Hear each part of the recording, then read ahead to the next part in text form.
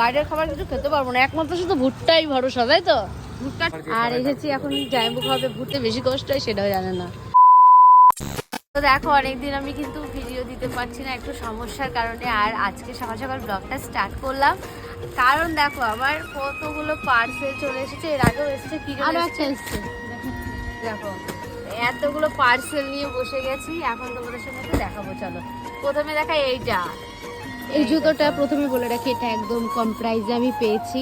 অনেকে জানো যে মিশোতে কিন্তু সেল চলছিল, হ্যাঁ অনেক কম প্রাইসে পেয়েছি, তাই আমি এটা নিয়ে নিয়েছি। টুক করে বোন নিয়েছে, কম প্রাইসে ভালো।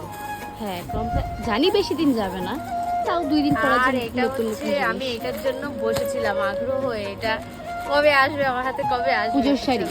হ্যাঁ দেখাই তোমাদেরকে। মদন ভিডিও কল কর, মদন। এই আমাদের মদন দা ফোন করেছে। কেমন এসেছে এই শাড়ি? আমি তো তাই দেখছি, এখন সাথে সাথে ছোট ছোট কেমন লাগে দেখতে। শোন এইটাই রেখে দেবো। রেখে দিবি যদি ভালো না আসে? খারাপ করতে হয়, খোল না দেখি। দাঁড়া, শাড়ি শাড়ি শাড়ি খারাপ কোথায়? নরম সিল্ক,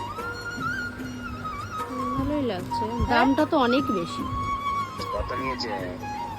নিয়েছে হচ্ছে কত জন দি 900 কত জন। তার জন্য ঈদের জন্য? হ্যাঁ কোয়ালিটি, ওই কোয়ালিটি কিন্তু দেয়নি, আমি প্রথমেই বলে দিলাম। তুই যে কোয়ালিটি ভেবে দিয়েছিস সেটা কিন্তু সেই কোয়ালিটি নয়, সিল্ক কোয়ালিটি। এই মানে কেমন সে বলে না, সাতিন না কি। শান্তিপুর গেলে 900 টাকা আর 300 টাকা বেশি দিলে একটা ভালো শাড়ি হয়ে যাবে। কি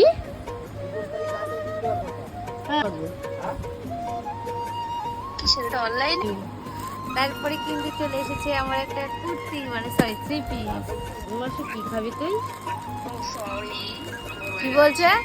বলছে মাটন খাওয়া। এটা হচ্ছে 3 পিস। কেমন? এ দেখো আমার জাইমুর ফোন করলে ওর ফোন কাটা যাবে না। দাঁড়াও সেন জাইমু রেড কভার। এবার দেখি এটা কেমন এসেছে। বলছি আমার তো এই দেখো পার্সেল ওপেন করার পর আর কোনো ক্লিপ নিতে পারিনি। সকালবেলা স্নান করে পুজো দেওয়া হয়ে গেছে, তারপর এখন হচ্ছে বৃষ্টি। আর আমি রান্নাঘরে বসিয়েছি রান্না। কি রান্না করছি চলো দেখাই।